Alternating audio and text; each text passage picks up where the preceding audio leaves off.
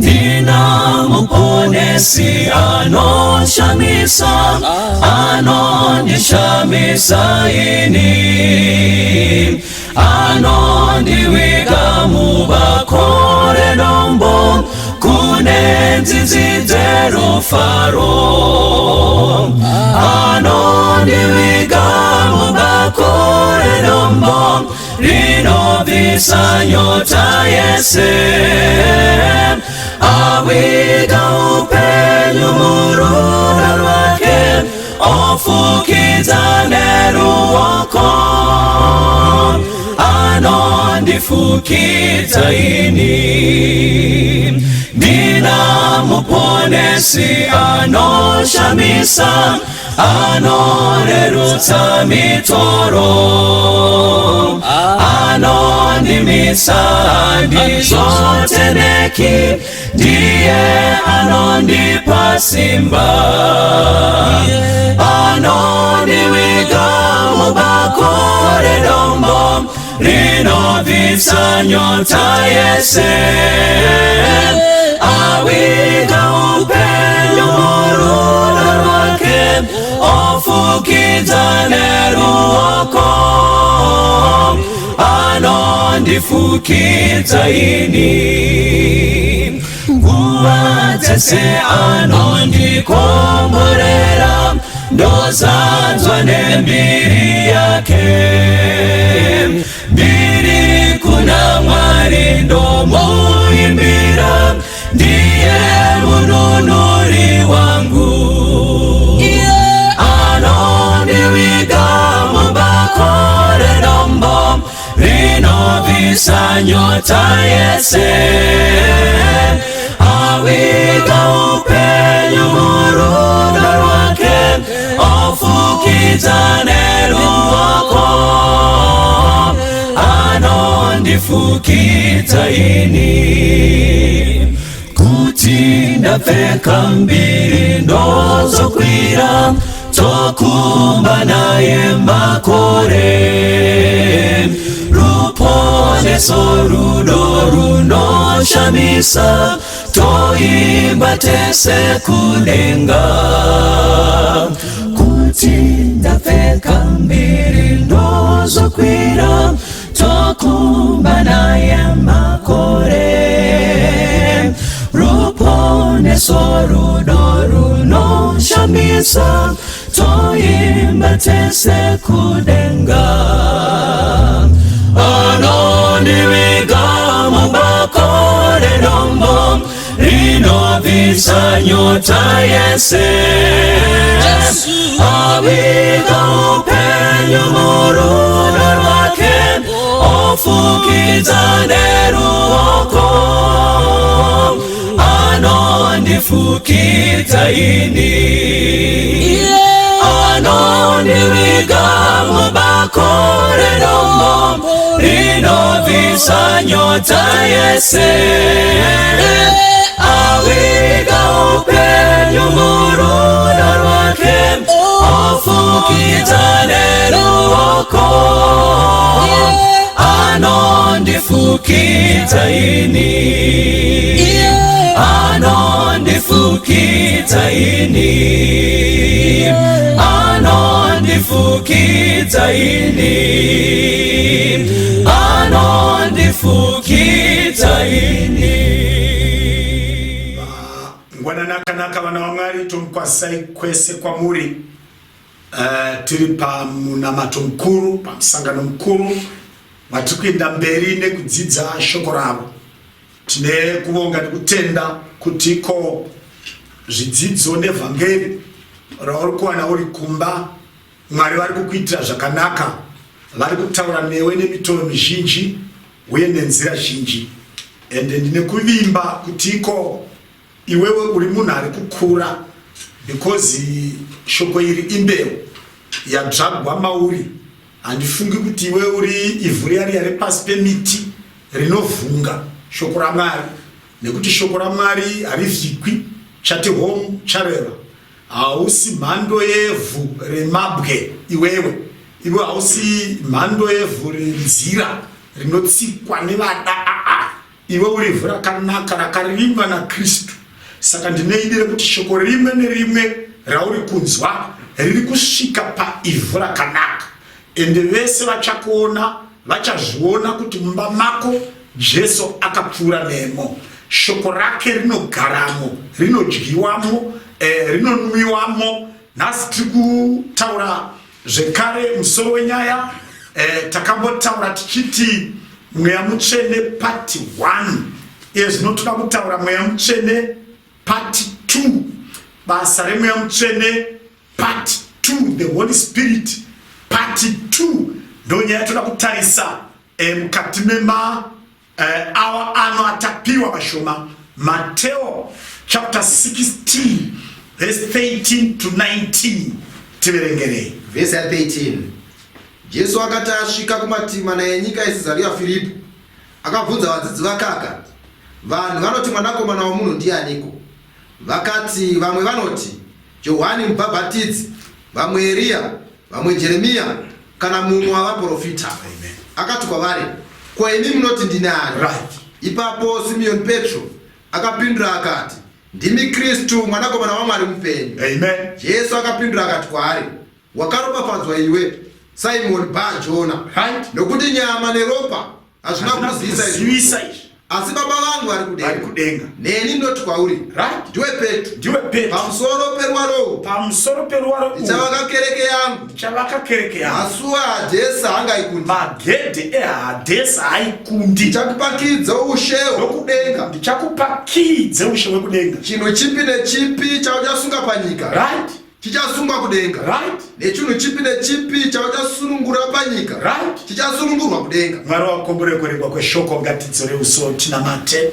Baba kudenga, takuzarura shoko renyu tichitarisa the holy and the sacred work of the Holy Spirit, basa guru rinotyisa rinoitwa nemweya unoera.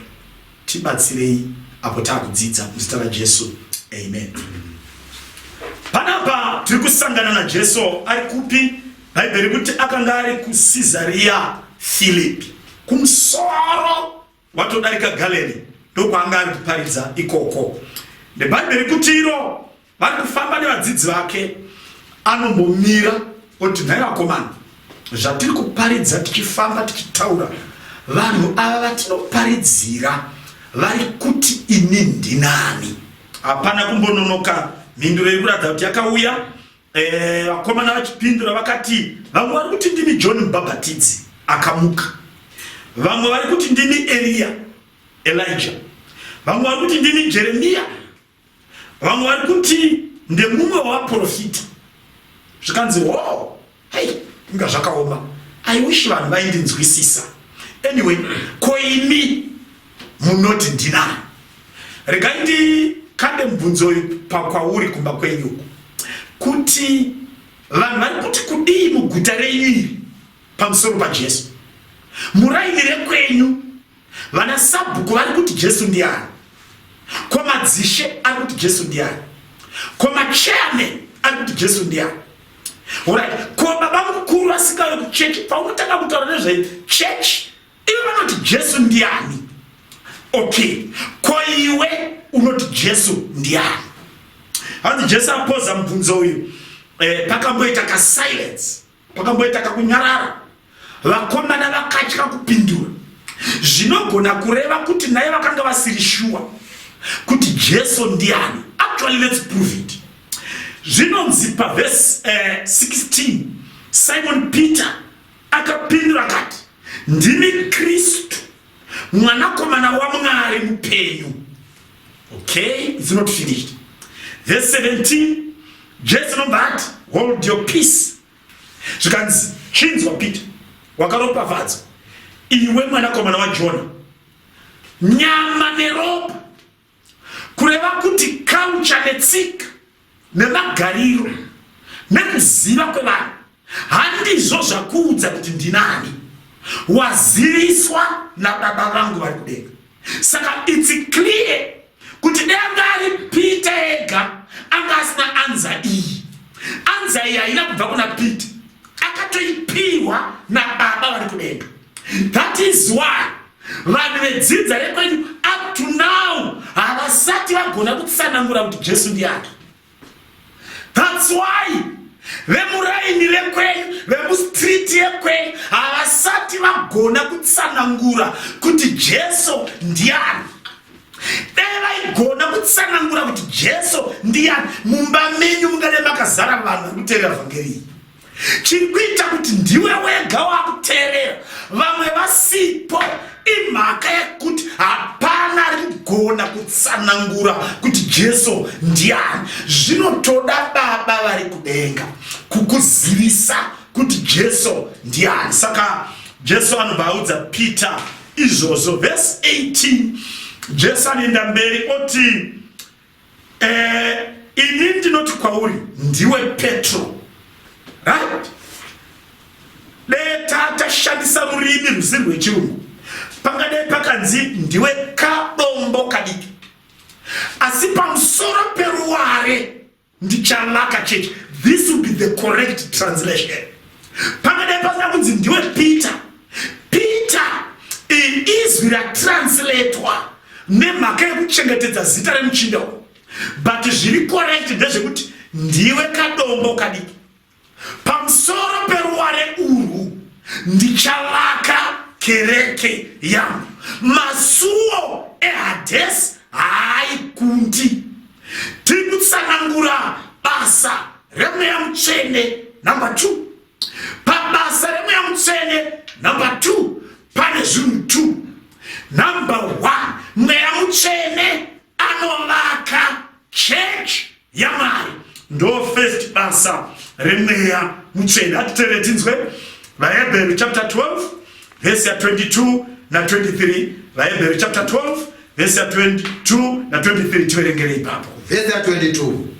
Asi imi makasedera kugomo reZioni nekuguta raMwari mupenyu, Jerusarema riri kudenga, nekumazana namazana avatumwa vasingaverengeki, nokuungano huru, nokukereke yamatango akanyorwa kudenga, nokuda Mwari mutongi wavose, nokumweya yavakarurama vakakwaniswa. Alright, mozenda pana vaKorinde. Saka Paul arikutsanangura cheche paHebheru anoti kwavari, inini nekutenda kwamakaita Jesu Kristu makaswedera kukereke iri kudenga.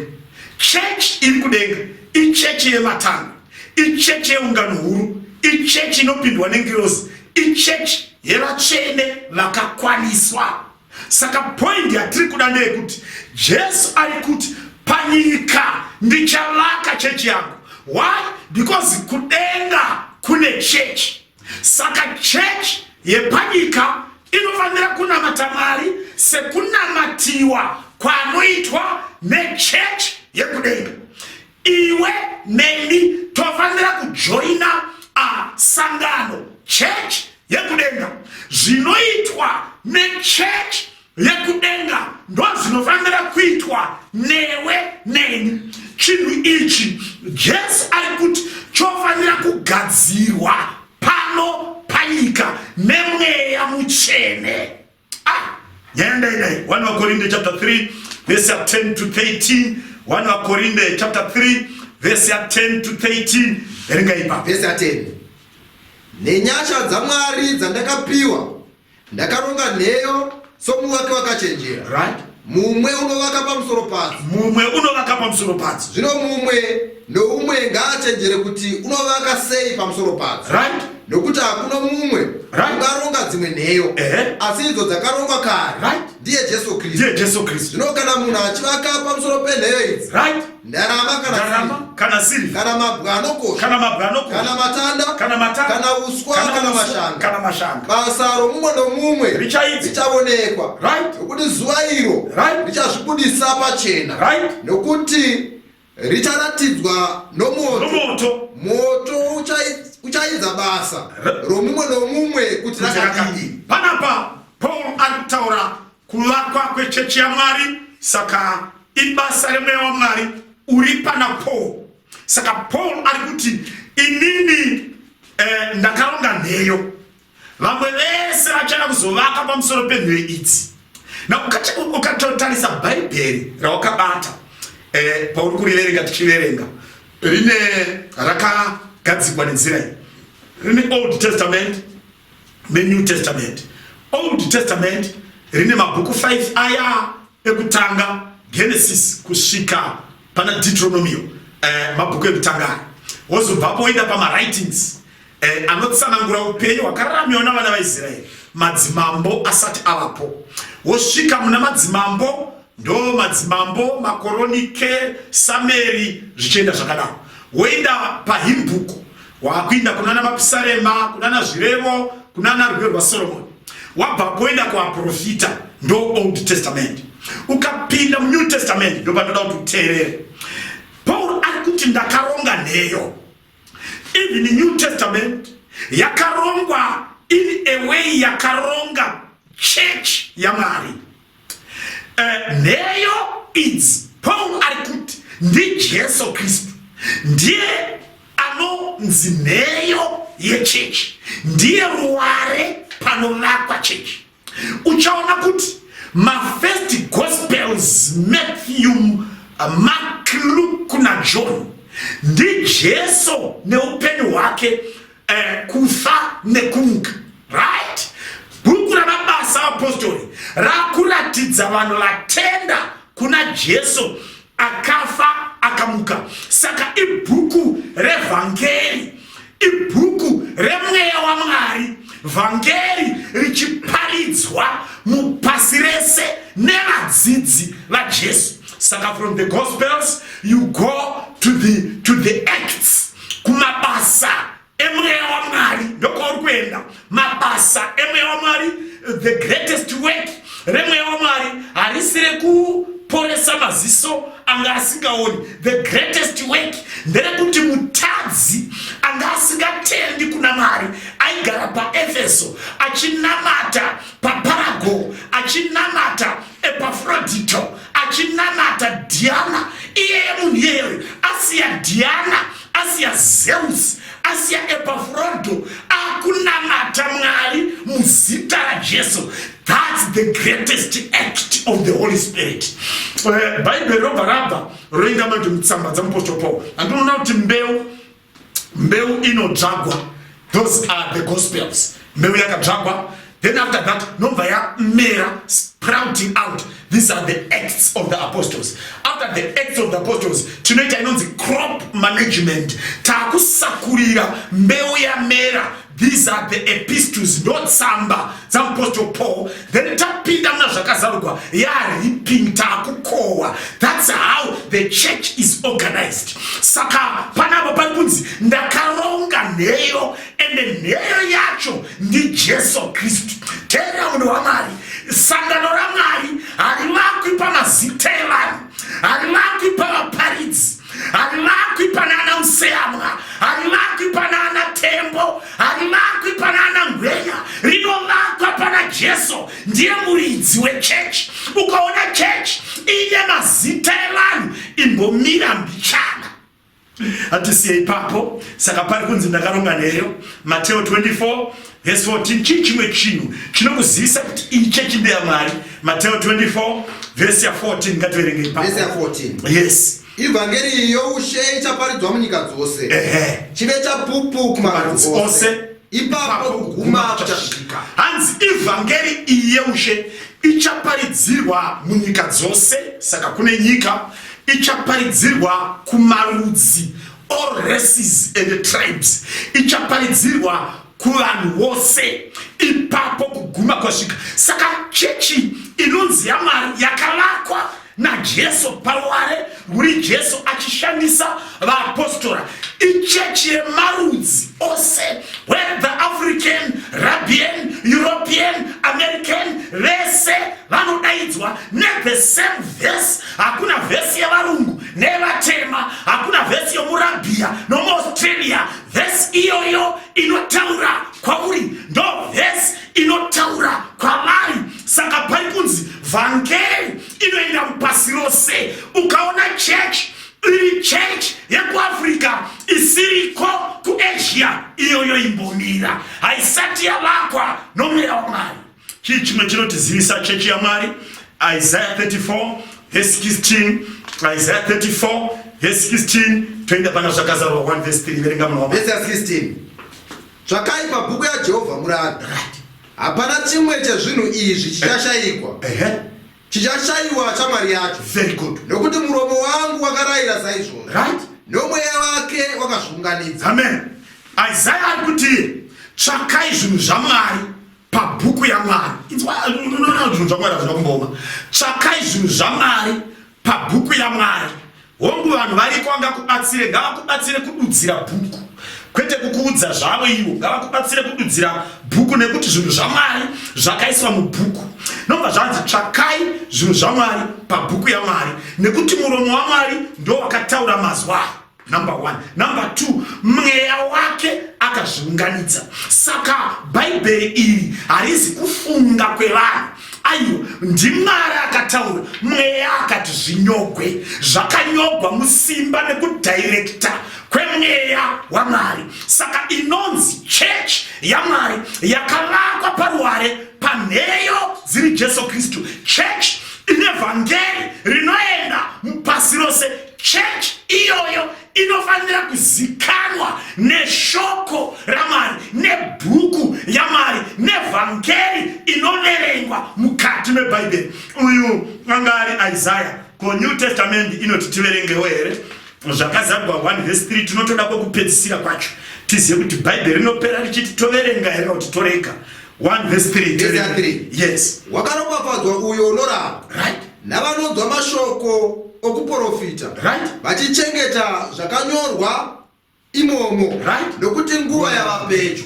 Vakaropafadzwa vanoverenga nevanonzwa nevanochengeta zvakanyorwa mubhuku iyoyo nokuti nguva yava pedyo. Now ndo bhuku rekupedzisira reBhaibheri, bhuku yazvakazarwa inopera ichiti panotone chikomborero, panotone reward pakuverenga.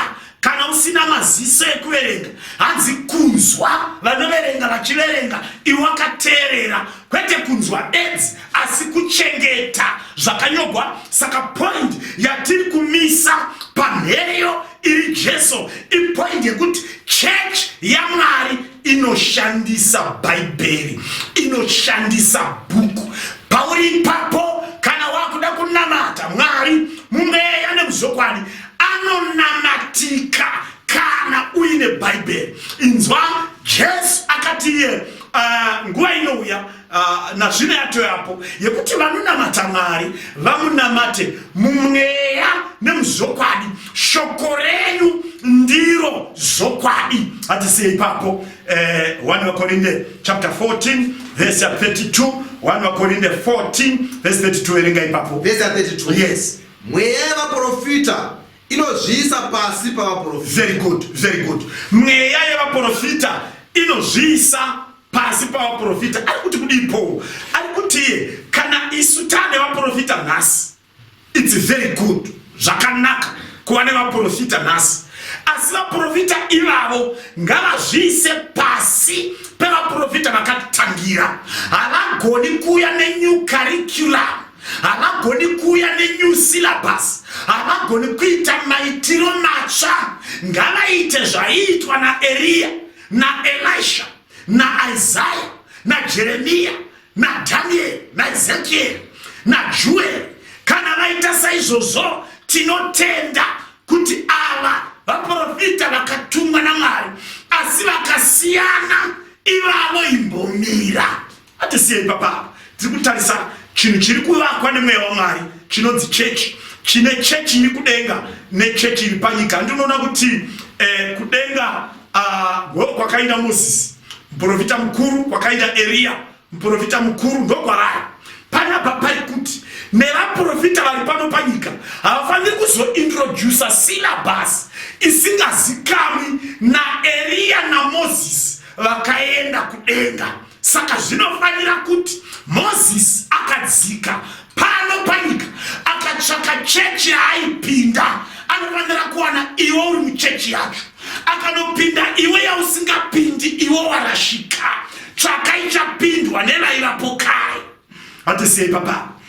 Zvakazarwa chapter 12 verse 17. Church iyi ichechi yakaita sei? Erenga muona. Verse 17. Yes. Zvino shato yakatsamwira mukadzi, Right. ikaenda kundorwa na vamwe vana vake Right. vanochengeta mirayiro yaMwari Right. navanobata kupupura kwa Jesu. Zvikanzi zvino shato ndi diabolos. Chapter iyoyo inobva yakuudza kuti shato ndi Satani.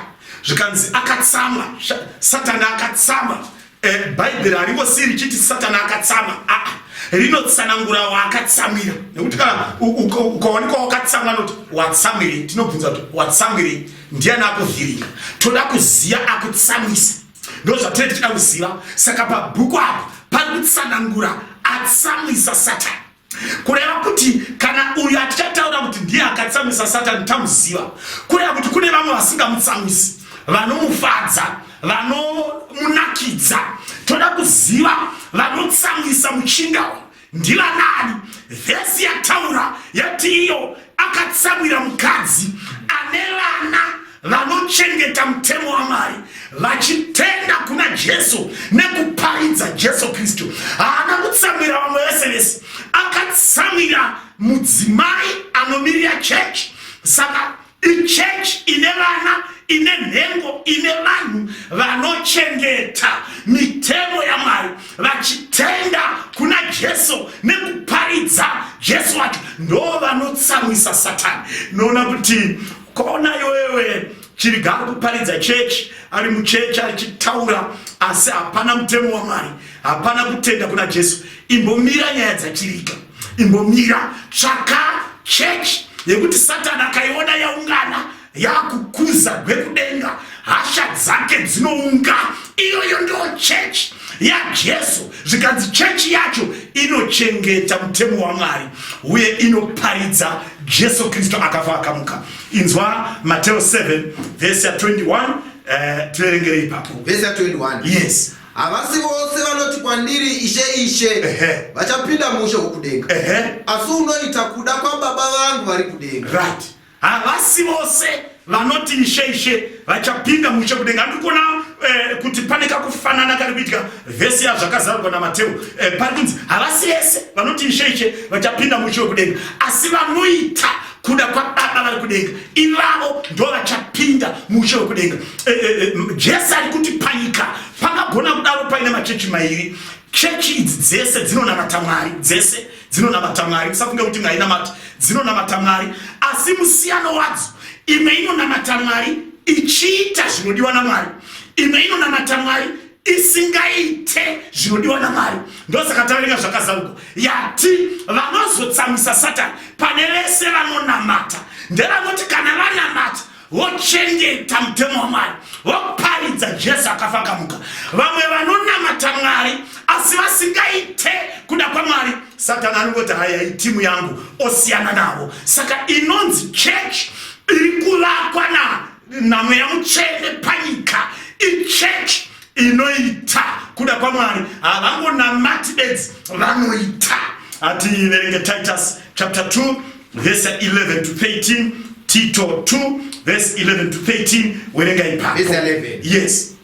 Nokuti nyasha dzaMwari dzakaonekwa dzinovigira vanhu vose kuponeswa. Right. Dzichitidzidzisa isu kuti tirambe kusanamata Mwari, tirambe kusanamata Mwari nokuchiva zvenyika, nekuchiva kwenyika, tirarame nokungwara, tirarame nokururama, nokunamata Mwari panguva ino. Right. Takatarira tariro inofadza, kuonekwa kukubwinya kwaMwari, nokubwinya kwaMwari wedu Kristu Jesu Kristu. Saka church iyi iri kugadzirwa nemweya waMwari, ichechi yevanhu vane tariro yekuuya nekuonekwa, kwete kuuya bedzi. Pane vanhu vanoparidza Jesu anouya asingaonekwi. Panapa pari kunzi ava vane tariro yekuuya nekuonekwa kwaIshe Jesu Kristu. Iyoyo chechi, iyoyo ndo iri kugadzirwa naMweya Mutsvene pano panyika. Hatisei papa Efeso chapter 1 ndoda kuti uverenge verse ya 13 na 14. Verenga munhu waMwari 13 na 14. Verse ya 13. Yes. Muna iye nemiwo makanzwa shoko rezvokwadi maari. Very good. Iyo evhangeri yokuponeswa kwenyu. Very good. Muna iye right, wamakatenda kwaari. Right. mukaisirwa chisimbiso nomweya mutsvene uri rubatsiro rwenhaka yedu. Ipapo ipaite zvakanaka. Hapana kunzi rubatsiro. Uri rubatso rwenhaka yedu. Chimira yako ipapo unoenda iye zvinoda kuti unongoenda pana 1 John chapter 3 omira ipapo. Saka pari kunzi ndoda kuti iye Jesu Kristu wamakatenda kwaari, iye Jesu, inini makaiswa chisimbiso, inini makaiswa chisimbiso na mweya mutsvene aisa chisimbiso idzi kuti chive rubatso rwenhaka youpenyu usingaperi. Saka basa ramweya mutsvene part 2 panyaya ndiri kutaura panapa, apedza kugadzira chechi iyi anogadzira vanhu ava vakaiswa chisimbiso ichi, rubatso, igarantuwa yokuti iwe uchava mudyi wenhaka youpenyu. Nyaya yakanaka maningi. Pari kunzi mweya mutsvene ane basa kana agadzira chechi yakunamata Mwari, anopinda muchechi one by one yevanhu vari muchechi oisa chisimbiso ichocho rubatso.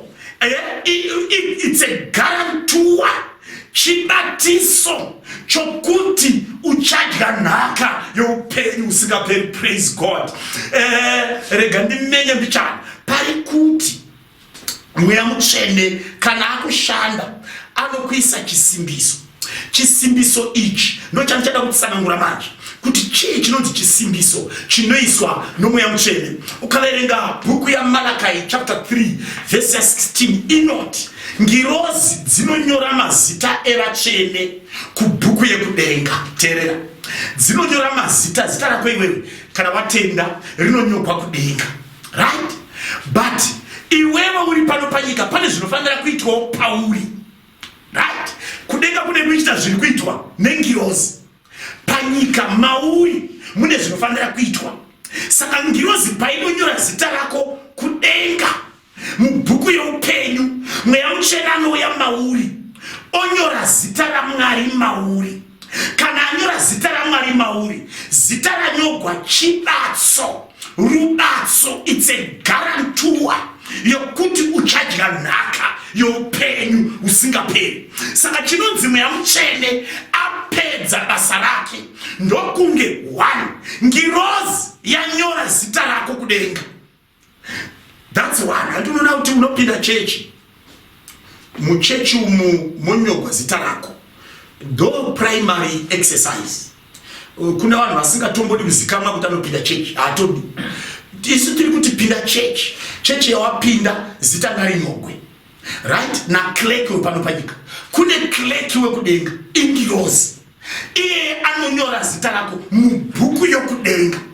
Okay, hazvina kukwana because vanhu vane zita rakafanana nerako vakawandisa zvikuru. Vana Garikai Chiriga vakawanda tikavatsvaka pano panyika. Saka pano panyika mweya mutsvene anobva auya manje nezita raMwari Baba onyora pana Garikai Chiriga akanyogwa kudenga, oisa zita raBaba mandiri, so that musi unouya Jesu bhuku painovhurika kupenya kwaKristu kukavheneka pabhuku yekudenga, inobva yareflecta pana Chiriga panyika.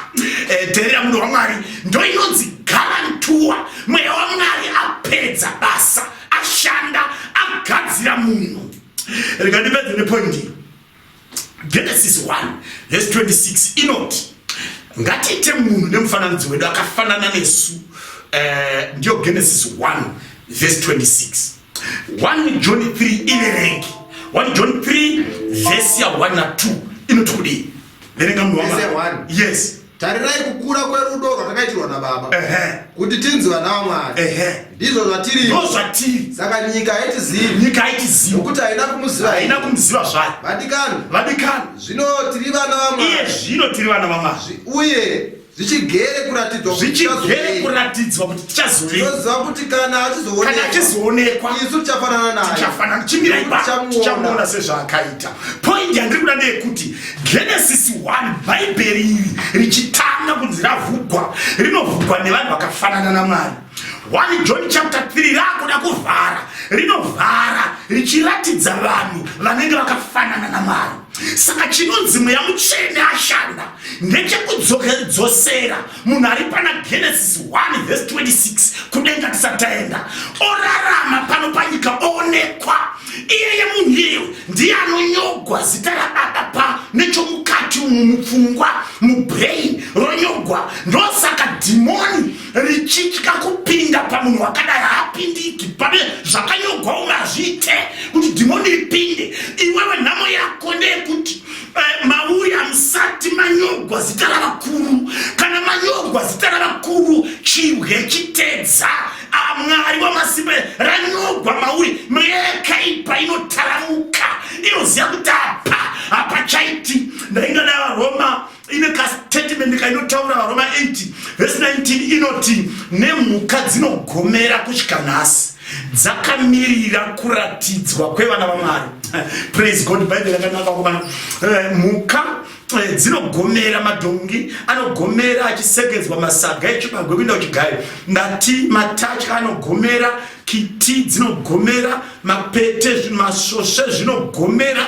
Mombe mabhiza zvinogomera. Hanzi zvakamirira kuratidzwa kwevana vaMwari. Point ndinoida teera munhu waMwari chandinodira point ndechichi. Bhaibheri kuedza kutsanangura kuti nature yese creation yese yakamirira kuti iwewe mauri Jesu atanga aratidzwa. Kana amuratidzwa nemhuka dzese dzinobva dzati zvaita zvatofamba taraiti tasununguwa.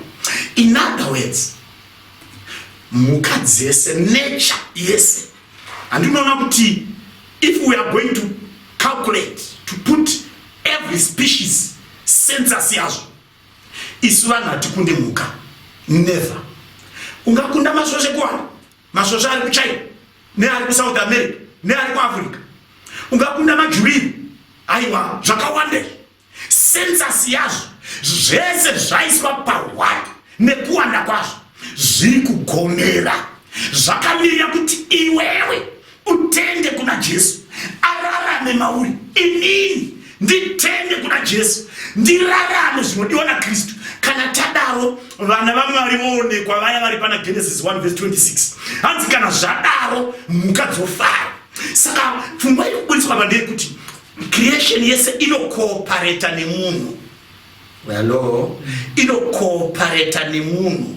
Ichiti maybe tikaiswa joko sezvaari kuda kundiisa joko zvichabatsira kuti afanane naMwari. Maybe ndosaka nzou dzichibvuma kuiswa mupadhuku dzinobvuma kuti paizvo zvizvi zvichabatsira kuti mangwenya afanane naMwari. Unoona kuti ndosaka nyati buffalo soldier ichiteerera kubayiwa jekiseni yorimiswa iri kuti zvichabatsira zvinobatsira kuti munhu uyu afanane naMwari. Unoona kuti paune wakarara hope uchiridza ngono nomuromo wakashama masvosve hauyi kwauri because anoti tingavhiringe plani yaMwari because kurara kwaari kuita zviri mukugadzira munhu akafanana naMwari. Saka masvosve anoenda kune sadza nemasadza amasiya mukicheni mauri mubedroom muri kubuda ngonono haapindi nekuti anofunga kuti zvinobatsira kuti iwewe ufanane naMwari. Saka nature yese iri kukoopareta. Miti namashizha nouswa nemheni zvose zviri kuwirirana kuti ngatirambe tichiita zvinodiwa nomunhu kuti afanane naMwari. Ikoko kufanana ikoko ndo basa riri kuitwa neMweya Mutsvene mauri. Haufungere kuti ndingakunamatire pazuva renhasi. Number 1 kuti zita rako kleki wekudenga anonzi Ngirozi arinyore.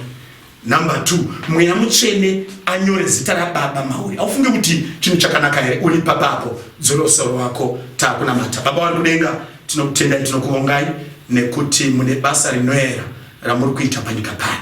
Muri kugadzira chechi, magadzira chechi, muri kugadzira vanhu vakafanana naJesu. Vana venyu mumwe nemumwe paari ari kuti dei rangu ranyokwa kudenga wera baba ranyogwa mandiri zvidaro muzita raJesu, amen.